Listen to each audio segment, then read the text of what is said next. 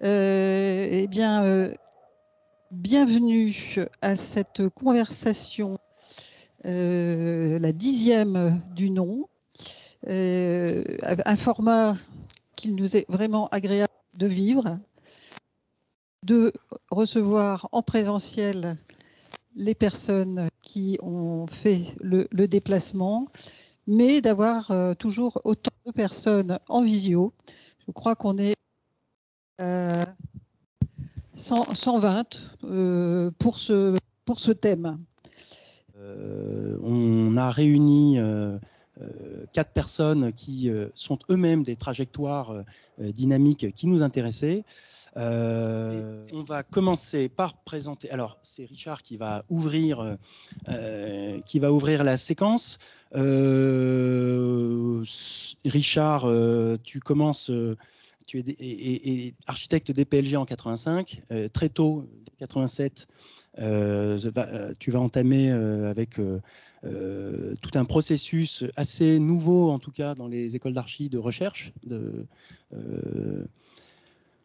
Tu es docteur en 2003 avec un ouvrage La Villa C, donc la Villa Cavrois, architecte conseil au Touquet de 95 à 2001, enseignant, assistant enseignant à l'école d'archi à partir de 87, un passage en tant que professeur à Strasbourg et retour à Lille. Une pratique architecturale qui va, alors tu nous diras si rapidement elle passe à cette expertise, à ce travail très particulier de compréhension, de connaissance préalable de l'objet vivant. Dans la présentation de ton agence, tu insistes sur les 2/3 de ce qui est construit. On intervient sur les 2/3 existants. Et qu'il est nécessaire d'avoir une connaissance préalable qui donne les conditions de l'évolution. Souligner ou retrouver le caractère originel, tous ces éléments-là qui, avec la dernière expérience vécue ensemble des modèles innovation, nous tenaient à cœur de pouvoir éclairer et structurer, réagir en écho avec les intervenants d'aujourd'hui. Richard ? Celui-là, puisque l'autre a quelques défaillances, manifestement. C'est bien, le résumé n'était pas trop oraison funèbre. Donc, ça me va tout à fait. C'est vrai que dans le diplôme que j'avais passé déjà, dans le diplôme d'architecte DPLG, il y avait une dimension historique, puisque c'était un moment où on pouvait faire des choses un peu plus ouvertes qu'aujourd'hui, je dois dire, en matière de diplôme, et je m'étais intéressé à un architecte qui à l'époque n'était pas très connu, qui était un architecte régionaliste, et je m'étais intéressé à l'architecture régionaliste, qui a donné aussi une publication. Donc on pourrait dire que je finissais mes études déjà en marquant cet intérêt pour je dirais, la connaissance d'architecture et surtout le regard sur des architectures qui n'étaient pas forcément sous le feu de la rampe. Quoique, dans ces années du milieu des années 80, en fait, on recommençait à s'intéresser beaucoup à l'histoire de l'architecture, ce qui est beaucoup moins le cas maintenant, de mon point de vue. Et notamment, on redécouvrait des architectures qui n'étaient pas, qui étaient à ce moment-là un peu délaissées. Bon. De fait, cette connaissance, elle a des effets un peu mécanique et toujours sur la phase de patrimonialisation. C'est-à-dire qu'à partir du moment où on met en lumière des architectures, à tort ou à raison, parce que quelquefois c'est deux choses différentes, de connaître l'architecture et puis ensuite de la sauvegarder. C'est pas tout à fait le même processus et on passe quelquefois un peu trop rapidement de l'un à l'autre. Mais de fait, du coup, cette architecture-là, en l'occurrence une architecture balnéaire, a été ensuite l'objet de sauvegarde et donc de protection au titre administratif, qui ont eu des effets sur la ville en question, puisque tout cela a provoqué des périmètres de protection et ensuite une ville qui s'est, grâce à quelques élus à ce moment-là, intéressée à monter ce qui s'appelait à l'époque, mais qui a changé de nom, les zones les ZPP-AUP, zone de protection du patrimoine architectural, urbain et paysager. Donc une ville qui a accepté d'intégrer ces questions patrimoniales. Bon, ça c'est pour montrer déjà comment à partir d'un intérêt que je qualifierais d'historique, on en passe très vite à des questions actives sur les questions de patrimoine.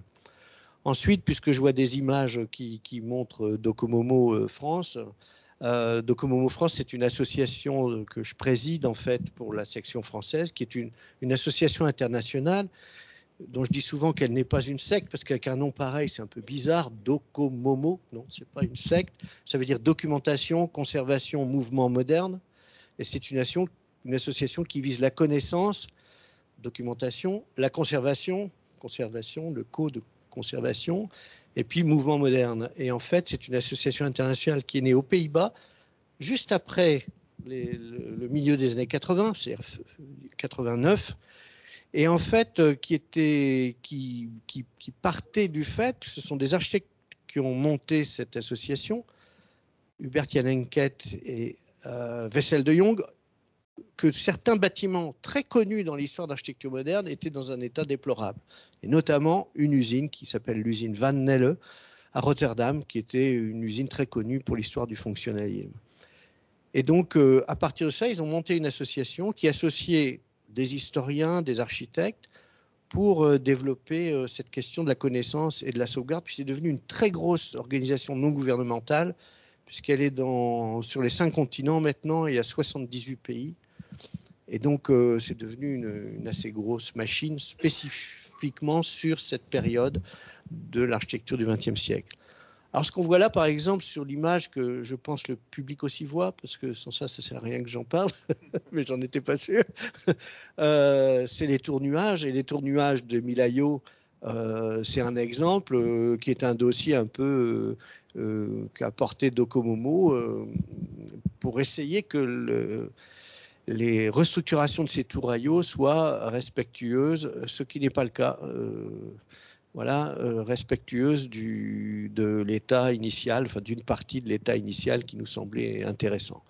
Donc on a des dossiers un peu pénibles comme ça à gérer, la maison du peuple de Clichy, et puis par exemple, la cité de la Butte Rouge, qui est quand même un dossier actuellement qui est nationalement un problème, puisque c'est une très belle cité-jardin, et qui est en train d'être en grande partie détruite. Bon. Donc ça, c'est aussi une liaison qui se fait entre un intérêt historique, patrimonial, et puis des actions à mener, parce que les choses ne se font pas tout seul, et puis il y a des cas où cette question du patrimoine est sujet de conflit. Voilà. Ensuite, pour évoquer, on peut dire, un fil peut-être avec des jalons, je pense que c'est vrai que professionnellement, moi j'ai eu une activité qui est très très variable en tant qu'architecte praticien, qui dépendait aussi, je dois dire, qui fluctuait énormément. Et depuis quelques années, je conçois très peu de bâtiments, vraiment très peu. Et du coup, cette question de l'intérêt historique des édifices a rattrapé mes activités professionnelles, puisque des collègues font appel à moi pour ceux qui partagent l'idée que pour intervenir sur l'existant, mieux vaut le connaître très bien. Voilà. Ils ne sont pas si nombreux, en fait, il ne faut pas croire, hein, parce que ça ne va pas de soi. On pourrait penser que ça va de soi, ça ne va pas du tout de soi. Et du coup, je travaille avec des équipes qui ont cet intérêt pour la connaissance de l'existant comme une chose opératoire par rapport à la conception et à la transformation. Et le cas actuellement sur lequel je travaille, c'est justement une autre cité qui est la cité de l'Abreuvoir à Bobigny, qui est d'Émile Aillot. Et c'est un cas très intéressant parce que un peu oublié dans l'historiographie quand on regarde un peu les réalisations d'Émile Aillot. Mais la cité de l'Abreuvoir, c'est pas la plus connue. Et surtout, ce qu'on montre dans notre travail, c'est que la connaissance détaillée de cette cité met en avant des choses qui relativisent complètement ce qui a été dit auparavant. Ça ne veut pas dire que ce qui a été dit auparavant est faux, mais ça veut dire que souvent, les connaissances sont superficielles et elles ne sont pas détaillées. Là, on entre vraiment dans la fabrication, en l'occurrence, Émile Aillot a utilisé un procédé qui n'existe plus, qui s'appelait Tracoba. Et donc, ça a eu des tas de conséquences sur le chantier, sur la réalisation. Et puis surtout, il a mis en œuvre quelque chose qui va le développer énormément après, qui est une polychromie. Donc, on travaille sur ces questions-là pour que l'équipe qui est soucieuse de l'état initial et soucieuse aussi de la commande, c'est une société qui est gérée par un bailleur social, donc qui a des obligations vis-à-vis de ses locataires. Et donc, l'idée, c'est que la transformation, eh bien, elle tienne compte de la véritable nature et aussi des singularités et des différentes modifications. Donc, voilà, là, je travaille énormément sur ces choses-là actuellement. Bon, cette opération-là, évidemment, c'est une chose passionnante parce que, justement, Émile Aillot cherchait sans doute à se différencier de ce qu'il critiquait du point de vue de la construction des logements sociaux. Les autres images montrent d'autres aspects qui sont la valorisation des travaux de recherche. Bon, il y en a une qui est liée à une église ici et une exposition d'un bâtiment absolument remarquable. De mon point de vue, c'est sans doute le bâtiment de la métropole construit au XXe siècle et vraiment un des plus intéressants, il n'y a aucun doute, de Pierre Pinsard, qui est le couvent des Dominicains. Et bon, là, c'est un exemple de valorisation, c'est-à-dire qu'à un moment donné, l'ouvrir grâce d'ailleurs à la communauté qui a bien voulu accepter une exposition et montrer ses archives. Donc, ça a été fait avec le CAUE, cette exposition. Et elle a montré tout l'intérêt du bâtiment en montrant à l'intérieur, ça c'est exceptionnel, en montrant à l'intérieur du bâtiment des documents d'archives de l'édifice. Bon, c'est évidemment des conditions idéales parce que les visiteurs pouvaient appréhender à la fois l'édifice et puis voir les documents qui avaient été conçus. Ça allait jusque ce qu'on voit sur la table de présentation, c'est-à-dire des objets qui avaient été dessinés spécifiquement pour l'église. Et puis peut-être pour évoquer, pour ne pas être trop long, il faut me dire si je suis dans les temps, mais bon, alors, oui, alors celle-là, c'est donc ça va être compliqué de... Voilà. Oui, parce qu'il se trouve que j'aime bien les livres. Donc du coup, quand on aime bien les livres, on essaie d'en produire un peu. Donc ça, ce sont quelques-uns des livres faits seuls ou en participation d'ailleurs, concernant un outil de valorisation justement de l'architecture du XXe siècle. Ça va de ce titre un peu mensonger qui s'appelait Les années ZUP, où il n'était pas beaucoup question de ZUP, mais plutôt de l'architecture des années ZUP et d'équipement, jusqu'à des monographies ou encore justement un titre qui a trait à ce que j'évoquais qui s'appelle « À quoi sert l'histoire de l'architecture ?» où j'ai interrogé une trentaine de collègues pour qu'ils répondent à ces questions, à cette question « À quoi sert l'histoire de l'architecture ?» Puisque justement je défends l'idée qu'elle a un caractère opératoire dans l'activité contemporaine, mais aussi des travaux sur les maisons de la culture, voilà, et sur ce que je travaille à l'école d'architecture dans mon séminaire de recherche, c'est-à-dire des programmes nouveaux qui ont été traités architecturellement au XXe siècle. Sans doute la dernière partie de ce que je voudrais évoquer, elle concerne aussi le CIE, puisque c'est une recherche en fait qui a été menée et qui va un peu dans le sens, qui synthétise ce que j'ai dit avec ma collègue Caroline Bauer, et qui porte sur une période courte, 1968-1978, de construction de logements sociaux en France, est une politique et un moment très décrié par la profession des architectes, qui a été très décrié par la profession des architectes, qui était la politique des modèles et pour la construction de logements. Et notamment, parmi les plus décriés, il y avait ce qu'on a appelé les modèles innovation. Voilà. Et donc, on a jugé pertinent de porter un regard critique sur cette politique et ce qu'elle avait produit. Il se trouve que la région des Hauts-de-France a accueilli énormément de ces modèles de logements sociaux, et ces modèles de logements sociaux avaient été imaginés pour changer de la période précédente, et notamment de la construction du logement de masse et des grands ensembles. Et en réalité, on s'est rendu compte que eux aussi, eh bien, en les regardant de près, c'est-à-dire en allant voir les opérations, c'est-à-dire en arpentant le territoire pour voir de près à quoi ça ressemblait, en comprenant les modèles qui avaient été conçus par des architectes et des entreprises, ça nous a permis quand même de relativiser les critiques qui avaient été portées, y compris par l'histoire contemporaine, qui était assez cinglante parce que l'histoire reprenait les critiques qui avaient été portées par les architectes, qui se voyaient notamment les architectes dépossédés on va dire, certaines de leurs prérogatives parce qu'ils étaient associés à des entreprises. Mais les réalisations montrent quand même, j'ai bientôt fini, je vois Béatrice qui arrive, ça veut dire que mon temps doit être limité, non? D'accord. Et donc en fait, ces modèles d'innovation en fait, bien, se sont montrés dans certains cas extrêmement intéressants parce que les architectes et puis les commanditaires localement avaient réussi à adapter des systèmes constructifs, par exemple, ou des nouvelles morphologies, eh bien, y compris les modèles que je qualifierais des plus pragmatiques, par exemple ceux qui reposaient énormément sur des préfabrications lourdes, eh bien, les architectes avaient réussi à composer avec tout ça, et dans certains cas, des opérations absolument remarquables. Donc, ça nous a amené aussi à une phase de patrimonialisation, puisque nous avons présenté une vingtaine, 21 exactement, mais entre le moment où on l'a présenté et puis le moment, il y a eu une démolition parce que les choses vont vite. Avec l'ANRU notamment, ça va très vite. Et donc, finalement, c'est 20 opérations qui ont été labellisées architecture contemporaine remarquable, en espérant que peut-être une plus grande attention sera portée sur ces opérations.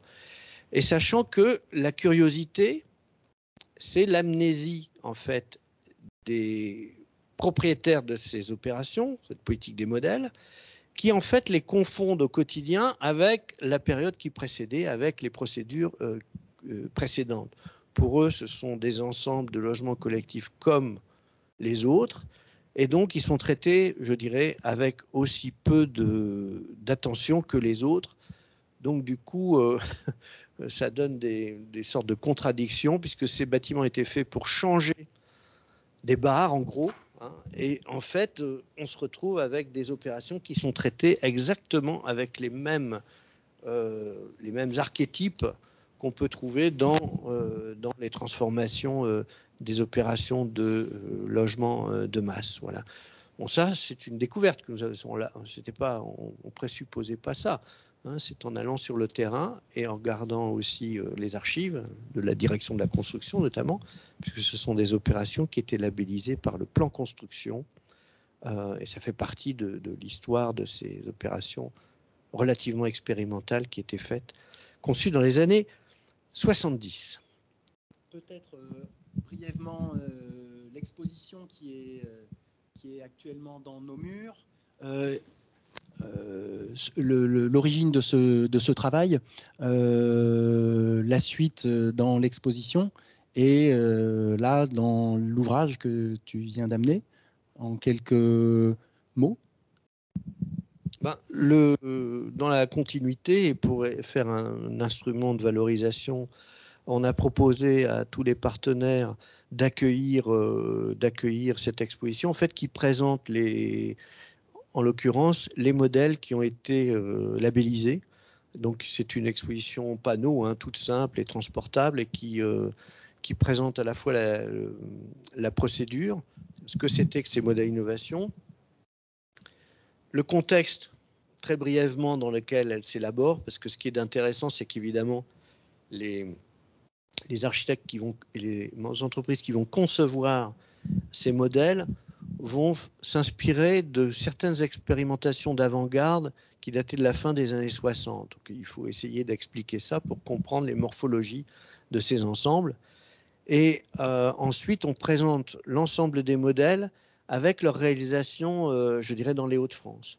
Et ce sont ces modèles qui ont été labellisés. Il y en a des connus que vous connaissez peut-être tous, comme les bâtiments d'Andro et Para, les maisons Gradin-Jardin. Mais il y a des modèles moins connus, comme le modèle Maille, qui est inventé par un ingénieur qui avait travaillé avec Marcel Breuer, qui s'appelle Jean Barretz, et qui est interprété de manière magistrale par une équipe de l'AUA, Loiseau et Tribel, pour une opération vraiment qui transforme complètement ce système qui était très élémentaire, hein, pour en faire vraiment une architecture de très grande qualité. Donc voilà, le côté, ce que montre l'expo, c'est que même dans le cadre de modèles qui ont un côté très trivial, très élémentaire, eh bien, quand il tombe entre des mains qui le travaillent, qui le transforment, ça donne des opérations extrêmement intéressantes. Voilà, et le bouquin, il est dans la suite de ça, c'est-à-dire le livre, il est publié par les éditions du patrimoine, et donc il présente ces réalisations, et là avec évidemment de manière beaucoup plus développée que dans l'exposition, sachant qu'aussi, j'en profite, que ça s'est fait aussi grâce à un photographe qui n'est plus de ce monde, et auquel je rends hommage quand même assez régulièrement, à propos de cette opération, puisque c'est pratiquement son dernier reportage photographique. C'est Vincent Le Cygne, dont les photos ont été aussi un instrument de valorisation. Ça nous a permis de montrer aux partenaires et aux personnes qui avaient décidé finalement que nous pouvions présenter ça à une commission régionale du patrimoine et de l'architecture qui n'a pas l'habitude de voir des édifices des années 70 et de logements sociaux présentés à une commission. Mais voilà, on avait aussi des documents et des documents contemporains qui montraient ces opérations sous un jour valorisant. Elles n'avaient pas été photographiées comme on le fait souvent sous un jour misérabiliste, mais plutôt sur l'inverse. Voilà, et donc ça a joué énormément, et c'est grâce aussi à ces photos de Vincent Le Cygne que la valorisation de ces opérations a pu être mise en œuvre.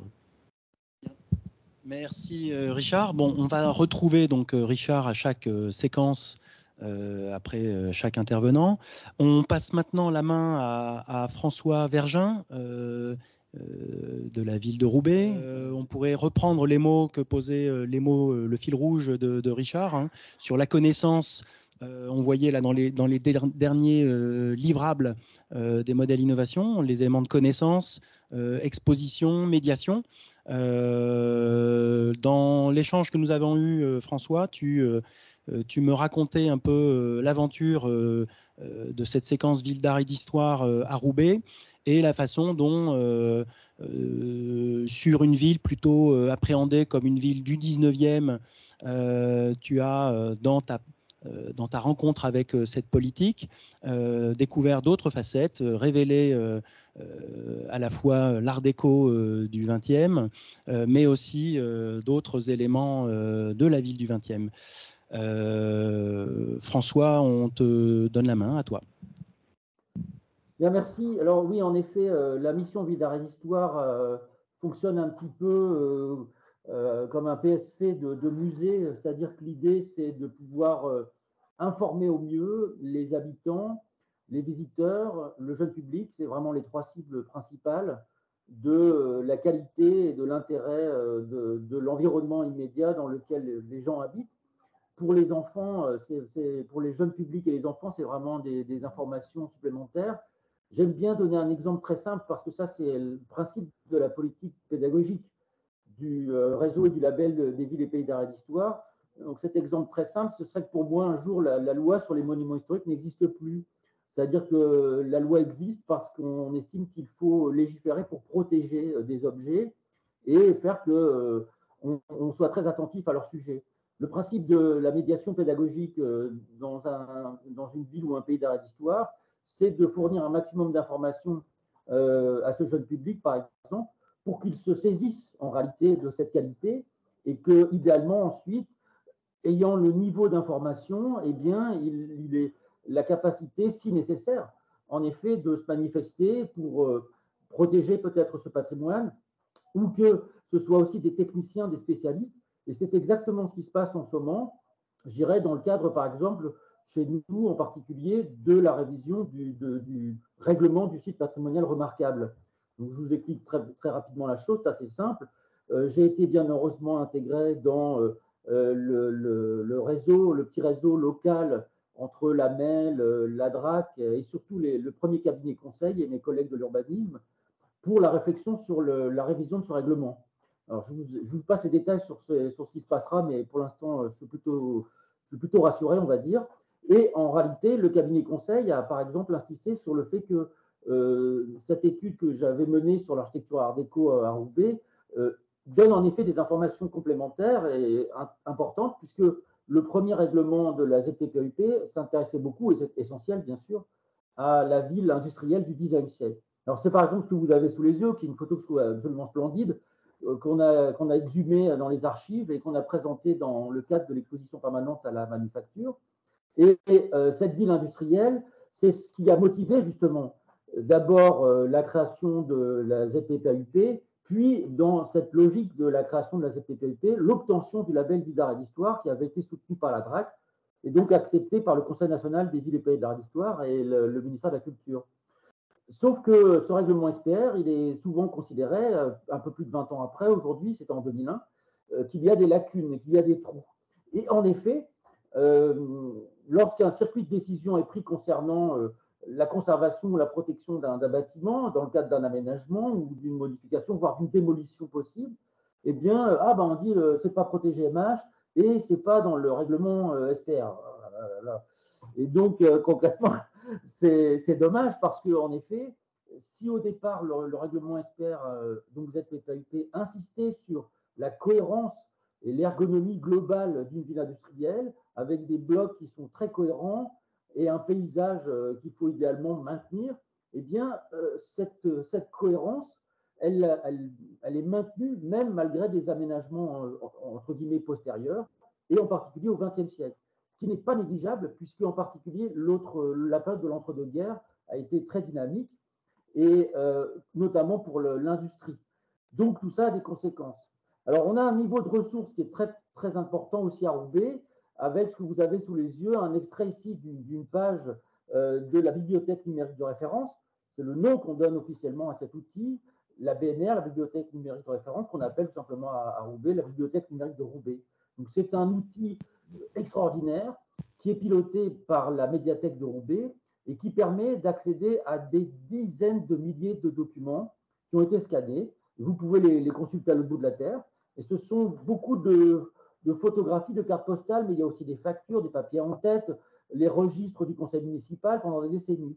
Donc déjà, Roubaix a un avantage, c'est que pendant la Première et la Seconde Guerre mondiale, à la différence de ce qui a pu se passer ailleurs, à Lille, je pense par exemple, il n'y a pas eu de bombardements destructeurs qui ont détruit, par exemple, les archives. Donc on a des archives et des permis de construire aux archives municipales qui, eux, ne sont pas scannés depuis les années 1850. Donc on a un niveau d'information quand même considérable. Et la ville, là aussi pour les mêmes raisons, concernant les deux guerres, vous savez, n'a pas connu beaucoup de démolitions. C'est surtout les Roubaisiens qui ont démoli. Donc avec ce type de document, le grand public, entre guillemets, ou n'importe qui, à partir du moment où vous avez, par exemple, on reprend cette idée, un projet pédagogique, et bien si vous voulez comparer avec des photos anciennes d'une rue en particulier, parce qu'il y en a beaucoup, c'est assez facile, parce que les images, c'est très parlant. Moi, je travaille beaucoup comme ça avec des projets pédagogiques. Alors, je ne sais plus ce que j'ai mis après. Voilà, ici, par exemple, la médiation sur le terrain, et qui est assurée grâce à un réseau associatif très important à Roubaix. En particulier, ici, nous sommes dans l'ancienne filature Cavromailleux, donc une usine qui est encore en grande partie debout. Elle a subi peu de dommages en réalité. Et une partie de cette usine a été conservée grâce à l'installation de cette association, dite le non-lieu, il y a une vingtaine d'années, ils sont arrivés en 2005, dans les lieux. Alors, le reste du site est occupé par une ruche d'entreprises. Donc, je crois qu'il y a une vingtaine d'entreprises qui sont installées dans les locaux. Ce que vous voyez à droite, c'est des appartements. C'est l'ancien logement et le bureau du directeur. Et ce qui est à l'étage, voilà, aujourd'hui, c'est un logement. occupée d'ailleurs par un ami artiste, parce qu'il y a beaucoup d'artistes à Roubaix. On a d'autres exemples d'occupation justement par des artistes. Là, la médiation est assurée par Pierre Desjonquières, qui est un mathématicien qui fait un super boulot, j'en reparlerai peut-être, pour connaître la ville. Alors, nous avons nos publications, qui, j'en suis très heureux, ont un certain succès. C'est un outil classique du réseau des villes et pays d'art et d'histoire, avec cette charte graphique très dynamique. Et nous avons donc édité, je suis en train d'en faire un autre actuellement sur l'hôtel de ville, un certain nombre de brochures dédiées soit à un objet en particulier, ça peut être l'église Saint-Joseph et sa restauration, soit plus largement la ville. Et donc les dernières que j'ai réalisées, c'est celles que vous voyez là, c'est le parc de Barbieux qui est bien connu. Celle-ci, donc cette image-là, c'est une brochure que j'ai éditée à l'occasion du 20e anniversaire de l'obtention du label il y a 2 ans. Là, je me suis régalé avec cette brochure parce que j'ai fait une sélection très personnelle de 35 objets qui ont fait l'objet de construction ou de restauration dans la ville depuis 2001. Et je me suis beaucoup amusé parce que, encore une fois, c'était l'occasion, il y a évidemment des choses connues, mais d'éveiller la curiosité et le regard des gens sur des choses qu'ils ne voient pas ou qu'ils ne regardent pas. Et moi, c'est un peu mon boulot et c'est sympathique d'être les yeux, parfois les oreilles de la ville pour le communiquer au grand public. Alors, on peut peut-être regarder l'image suivante. Voilà, on a un outil très intéressant, c'est l'open data et le SIG. Alors, le système d'informatique généralisé, je ne sais plus si c'est information ou informatique, peu importe, m'a permis, par exemple, dans le cadre, si on revient à ce sujet de l'étude sur l'art déco, de faire une cartographie interactive et que vous pouvez aussi consulter chez vous. Donc, on a ce site Roubaix Open Data et j'ai demandé aux collègues du SIG si je pouvais disposer de cette carte pour le grand public. Et cette carte, c'est un résumé des 300 objets art déco que j'ai inventoriés. Alors, ça peut paraître un peu prétentieux de dire ça, mais c'était assez facile finalement. Je me suis beaucoup déplacé avec Street View aussi et j'ai moi-même redécouvert la ville. Et en fait, à chaque fois que j'apprends un truc, idéalement, ça peut être transmis au public. Alors, cette carte interactive, elle montre qu'il y a en effet une densité à certains endroits assez généreuse de ces constructions des années 20 et 30 et qui, comme vous le savez tous, à l'époque étaient des constructions de très, très bonne qualité. Donc, évidemment, elles sont toujours debout et les gens ne le voient pas forcément. Et les Roubaisiens se sont saisis de cette réalité et sont très fiers, plus encore, qu'il y a cette qualité architecturale, et c'est vraiment l'objet de la mission. Ici, par exemple, nous sommes au musée de la Manufacture, qui est le deuxième musée de la ville de Roubaix, un musée municipal dédié à l'histoire des métiers à tisser, manuels puis mécaniques. Et nous avons installé en 2019 une exposition permanente Roubaix, ville d'art et d'histoire, dédiée à l'histoire de la ville. Vous voyez, les visiteurs en fait qui visitent le musée peuvent accéder librement et gratuitement à cette exposition. Il y a une brochure qui reprend presque l'intégralité des textes qu'ils peuvent lire là. Et on a même mis une petite matériothèque, on s'est bien amusé.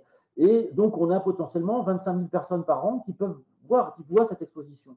Et ça intrigue beaucoup. Je vais vous donner un exemple tout simple. Il y a une opération pédagogique qui a été menée avec une association il y a quelques semaines. Et les enfants sont venus dans le musée et ils ont vu un objet, une page qui était dédiée au travail des enfants. Et plutôt que de s'intéresser à l'architecture dans la ville, parce qu'ils avaient vu cet élément de l'exposition, ils ont été interpellés par le travail des enfants. Alors, on a des vedettes, évidemment, dans le patrimoine roubaisien.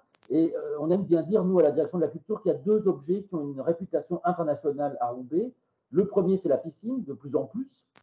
Et le deuxième, évidemment, c'est le vélodrome du Parc des Sports, puisque lorsque la course Paris-Roubaix a lieu, on a plus d'un demi-milliard de spectateurs et de téléspectateurs qui regardent cette course. Et ce jour-là, le deuxième dimanche du mois d'avril, je crois que c'est vers 17h, le vélodrome devient un peu le centre du monde sportif. Et c'est un objet splendide qui a été conçu par Jacques Grébert dans les années 1930. Encore une fois, vous voyez. Donc, on a un objet, évidemment, de l'époque art déco, c'est discret mais visible. On a un bel objet du patrimoine sportif et qui a traversé l'histoire vraiment de la ville, puisque ça fait maintenant 100 ans que le site est debout et c'est un objet, donc je le répète, très précieux.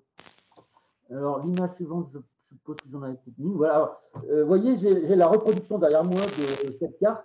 Celle-ci, je l'ai faite il y a quelques semaines pour une exposition temporaire à la Manufacture et je l'ai récupérée parce que c'est un outil de travail pour moi, mais je le céderai peut-être à mes collègues des archives, qui qui en sont les propriétaires de l'original. Donc là, c'est la taille réelle. Hein. C'est un document qui a été édité à l'époque en 1893 dans le journal de Roubaix et qui recense donc un certain nombre d'usines avec notamment ces dessins qui sont tirés en réalité des papiers en tête.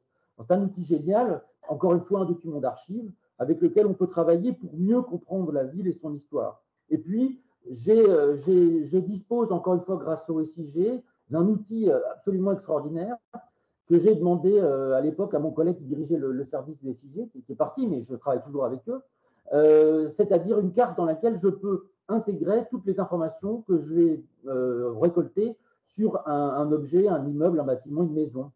Donc là, à Roubaix, il y a des milliers d'entrées possibles, il y a des milliers de parcelles et des milliers d'objets, mais j'en ai déjà rempli beaucoup.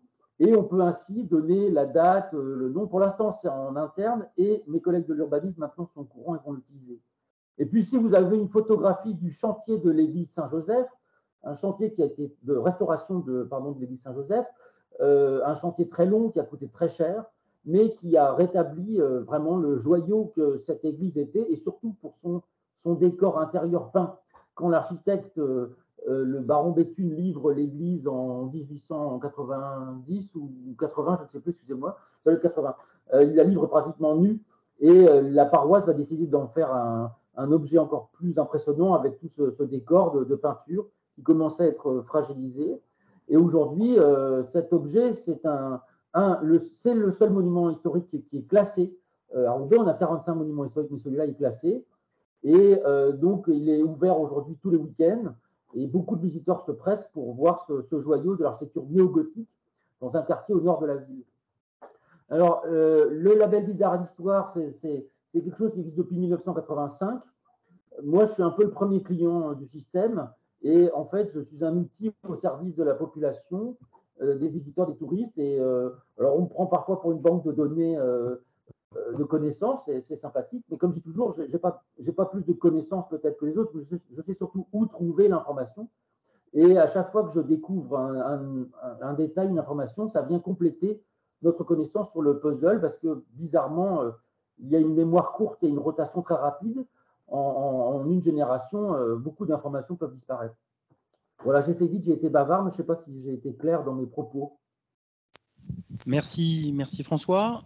Donc la logique, c'est que Richard, notre grand témoin, réagira plutôt à l'issue des 2 fragments, sauf si tu as tout de suite quelques éléments en particulier, mais j'ai noté dans ce que tu nous partageais, François, au-delà de ce lien commun sur la connaissance et la médiation, ces notions d'objets qui représentent, qui parlent d'une période, d'une cartographie de ces objets et de ce besoin de partager ces éléments de compréhension des objets. Peut-être sur la question de l'objet dans son contexte, tel que l'évoquait Richard, on aurait pu compléter. Et alors, d'une certaine manière, le fragment, le panorama suivant d'Émilien Robin, qui n'est pas parmi nous, qui est au fond de son lit. Il est désolé de ne pas pouvoir être à la fois ni en visio, ni même en présentiel. Émilien Robin, qui est architecte, qui a eu là aussi un parcours qui nous intéressait. Ils sont lauréats de Europan 12. Si on raconte comme ça ces pédigrés qui parlent plutôt aux architectes, Europan 12, on le croise dans une démarche européenne avec les paysages en transformation de 2008 à 2013, avec une démarche très intéressante. 3 équipes répondent à une démarche lancée par les espaces naturels régionaux vers un urbanisme de qualité avec l'acronyme VUC, 2 territoires d'exploration dans chacun des 3 parcs. Et l'équipe Aubras va gagner 3 des 6. L'équipe d'Émilien Robin, Julien Boideau et Armand Nouvet vont en gagner 2. Wavran sur l'Ara dans le Pas-de-Calais et Eppe Sauvage dans le Nord. et l'équipe de lait paysage vont gagner une démarche aussi très intéressante dans le Pas-de-Calais. Victorieux des jeunes architectes des AJAP en 2014, et puis un choix de s'éloigner de la pratique professionnelle, de se concentrer sur l'enseignement, et en s'installant, en suivant son épouse dans l'Avesnois, elle rejoint l'écomusée d'Avesnes, et Émilien va s'intéresser à la compréhension de ces grandes demeures familiales de l'Avesnois qui nous racontent comment ce patrimoine peut vivre, évoluer, comment il est transmis et comment il est aussi très difficile d'agir dessus par méconnaissance, mais par méconnaissance de l'objet dont on est propriétaire et aussi par méconnaissance de la part des entreprises de retrouver des techniques d'intervention ou de moderniser des techniques adaptées à ce type de patrimoine. Il est donc enseignant à l'école d'architecture de Paris-Belleville et dans un master qu'ils co-animent avec une enseignante italienne, Roberta Morelli. Et cette volonté assez cohérente dans son approche de sortir les étudiants, de prendre les besaces et de s'installer, donc c'est le master hors les métropoles, de camper ou d'habiter pendant 2 fois une semaine dans une village, de l'explorer, d'en décoder le paysage, d'en décoder la matière, les usages. Et en 2023, ils se sont installés, ils recherchaient des sites et ils ont souhaité s'implanter sur Cassel. Alors, c'est donc moi qui vais avoir la charge de vous partager les éléments. Le CAUE a été effectivement impliqué parmi les partenaires. Donc là, on voit la première visite en février. Vous voyez déjà d'ailleurs des éléments de patrimoine, que ce soit les remparts, que ce soit cette architecture auquel on n'associe pas forcément Cassel. Donc dans cet immeuble du 19e. On a ensuite sur la droite une demeure d'un ancien artisan, plus caractéristique de l'image qu'on pourrait se faire de Cassel, mais qui montre très rapidement les difficultés de cette commune. Une commune qui est, on peut passer, alors je vais d'abord raconter la deuxième séquence de partage, donc au bout d'une première semaine de travail, partage avec la commune, bien sûr, les élus, les partenaires de la commune, que sont l'intercommunalité de Flandre intérieure, que sont l'agence d'urbanisme qui co-anime à la fois le schéma de cohérence territoriale et l'accompagnement opérationnel, et une association d'historiens de Cassel et le CAUE. Suivant, la troisième et dernière séquence, après là encore une semaine sur site, c'est l'utilisation de l'ancienne maison Office du tourisme. Donc on est hors les métropoles, mais on est pleinement dans les murs et dans les différents étages. Les étudiants, donc 9 étudiants qui ont travaillé dans la première séquence en groupe et qui là présentent leurs propositions individuelles. Vous voyez que c'était évidemment ouvert au public et dans toutes les séquences, c'était un temps de partage, de redécouverte pour les habitants, de découverte tout court aussi pour ces mêmes habitants, de lieux qu'ils ne pratiquaient pas. On va passer la suivante. Avec une carte, la suivante. Donc ça renvoie directement à la brochure que vous pouvez retrouver ensuite en ligne, l'atlas produit par l'atelier. Donc là, une présentation de la démarche suivante. avec une carte déterminante qui est celle qui reprend, alors elle n'est pas forcément, le numérique ne restitue pas forcément la qualité du document papier. On a là un décodage assez précis des paysages, des micro-paysages, donc plutôt l'ensemble des choses, paysages, espace public, matérialité, comme disent les architectes, et les usages, ces 4 éléments sont décodés à 3 grandes échelles. Une échelle des grands paysages, on pourrait dire, et qui va se décliner, l'échelle du paysage urbain et l'échelle des micro-paysages, puisque Cassel partage avec certaines villes le côté un peu traboule, c'est-à-dire qu'on peut passer d'un rempart à l'autre en traversant les propriétés privées, en traversant les jardins, et donc ça a forcément un impact sur la manière de s'approprier son bien, d'en partager ou d'être obligé d'en partager certains aspects. Donc la carte restitue le relevé précis de la qualité du bâti, qualité au sens salubrité, insalubrité, nécessité d'intervenir, éléments patrimoniaux et les paysages. Bon, alors sur la représentation, on était peut-être, ce sont des architectes, des apprentis architectes. C'est vraiment un master d'archi. Et même si Émilien est très attentif à ce décodage du paysage, nos collègues, nos confrères paysagistes pourraient se retrouver un peu secs sur les représentations suivantes.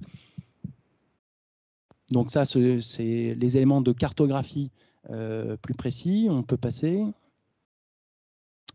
L'arpentage a permis d'avoir cette lecture, c'est une découpe produite par le groupe sur le paysage. Suivante. Là, on est déjà dans les restitutions. Je vous ai passé les travaux communs, et là, on est dans les propositions. Donc, on voit bien le repérage de lieux en mutation et de lieux qui doivent muter pour pouvoir permettre à cette commune un peu endormie de retrouver un atout par rapport à ses communes voisines.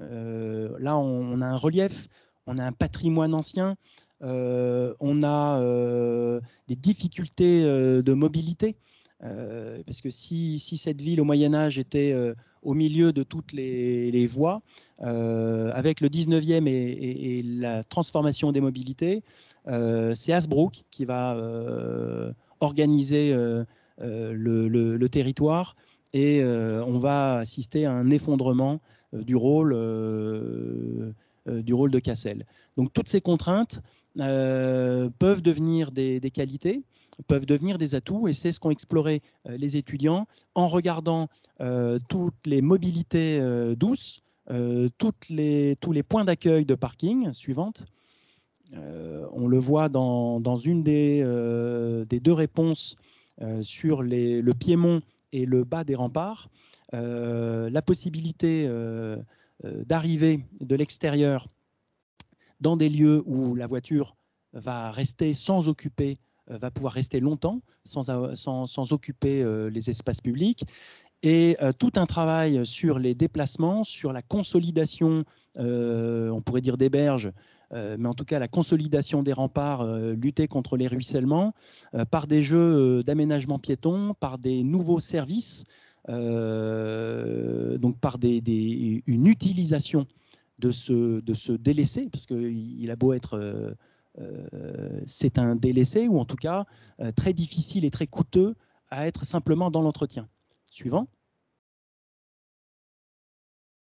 Voilà un autre élément de réponse. Suivante. Alors là, on intervient sur du patrimoine existant. L'ancienne petite gare stockée, devient le stockage des ateliers municipaux. Elle est retransformée en équipement au cœur d'une des places. Vas-y, suivant. Donc vous voyez sur le haut à gauche, face à cette placette, l'équipement qui est transformé, plutôt à côté, hein, sur le plan, dans la partie plane. Là, on est sur tout un ensemble d'affaissement ou la partie, je dirais, la plus paysagère, c'est le parc en point haut de Cassel. Et juste en dessous, on a une propriété privée. C'est un lieu qui est plutôt impropre à la construction en termes de qualité des sols, mais qui est fortement convoité. La proposition était là d'apporter un confort, de conforter l'existant et d'apporter un petit programme de toute petite maison pour accueillir des jeunes couples et permettre un cheminement doux et la réutilisation de cette petite pâture intérieure. Suivante. Là, le relevé précis du bâti a permis de repérer le petit bâtiment d'artisanat que vous avez vu dans la séquence des photos tout à l'heure. On le retrouve en haut en rouge et l'étudiante a repéré un autre édifice qui permettent de gérer, là encore, l'accès public-privé et d'ouvrir vers des parcelles qui jusque-là étaient privées, des voies douces qui sont plutôt en très mauvais état, et conforter l'architecture permet aussi d'avoir une sorte de contrôle sur les cheminements et de réouvrir, de redonner accès au paysage au nord et au sud de Cassel. Suivante. Je vous parlais des jeux de cheminement entre parcelles, un peu comme les traboules. Là, on descend plusieurs lignes de niveau, donc le point haut avec le moulin, et on va descendre jusqu'aux espaces publics en passant par les cours intérieures et les jardins, qui du coup reconstruisent par une réappropriation de ce qui ressemble à un sous-sol dans sa relation à la rue, mais qui est parfois une cour intérieure. C'est de retrouver des relations premier étage, cour intérieure, et sur des jardins hauts et des jardins bas. Suivante. Suivante. C'est les mêmes logiques. Sur la matérialité, donc je vous passe, vous retrouverez la publication et l'explication sur les briques. Suivante. Et là, c'est l'apport de petits programmes qui manquent actuellement à Cassel, de petits collectifs d'alignement pour refabriquer des fronts à rue. Suivante. C'est celui-ci. Le précédent, en fait, c'était justement la réhabilitation d'un bâtiment abandonné depuis une trentaine d'années, juste à côté du musée de Cassel. Suivante, je pense qu'on a terminé sur Cassel. Ça, c'est la chapelle... pardon ? Oui. Donc, c'est le fronton qui est inscrit. L'édifice a plutôt été bricolé. Et là, l'étudiant redonnait un usage... Alors, François, je vois François qui nous en parlera probablement tout à l'heure. Mais en tout cas, là, l'idée, c'était qu'en intervenant, en retrouvant en réconciliant quelque part l'utilisation de ce bâtiment avec les espaces publics, ça permettait de retrouver une relation avec cette limite du rempart et des aménagements plutôt vus comme un parking de délestage qui est très peu pratiqué. On ne sait pas, enfin les usagers ne savent pas si la grille va fermer, va être ouverte. Les espaces piétons sont pas... bref, il y a tout en intervenant sur cet élément patrimonial, c'était une manière de réintervenir sur la relation, le contact direct de la ville, de son rempart, du paysage, avec des pratiques et des usages assez simples de tour de rempart. J'ai terminé pour la présentation d'Emilien. J'espère que je n'aurai pas trop trahi son travail. Je vais passer maintenant la parole à Richard. Si tu as dans les éléments que tu nous avais, les mots-clés que tu nous avais partagés tout à l'heure et les deux présentations, un premier point Oui, mais par contre, en revanche, je ne vais pas évoquer Cassel parce que je ne connais pas bien. la ville de Cassel. Ce serait un peu présomptueux de ma part, donc je découvre là ce qui a été montré. À propos de Roubaix et de ce qui a été dit, quand la ZPPUP s'est faite, il y a maintenant assez longtemps, elle avait une grande particularité par rapport à la ville industrielle, c'est de s'intéresser non seulement aux édifices liés à l'industrie directement, c'est-à-dire aux lieux de fabrication, mais aussi à l'habitat et l'habitat populaire qui allait avec ces lieux d'habitation, y compris l'habitat très modeste. Et c'était une grande particularité de cette ZPPUP. Sans doute parce que ceux qui l'ont mené d'ailleurs avaient eu comme professeur un professeur qui s'est très longtemps intéressé à ça, qui s'appelle Jacques Frédé, et qui a dû quand même influencer leur approche. Et je me posais la question pour évoquer ces questions patrimoniales et puis des questions peut-être contemporaines. Actuellement, il y a énormément de discussions à propos de Roubaix et des démolitions d'un ensemble de logements sociaux qui s'appelle l'Almagar et qui, d'une certaine manière, se situait dans la continuité de ces habitats, je dirais, populaires, puisqu'il s'agissait de logements sociaux. Alors, le problème, c'est que où s'arrête le patrimoine? C'est-à-dire que on a parlé de la ville industrielle, on parle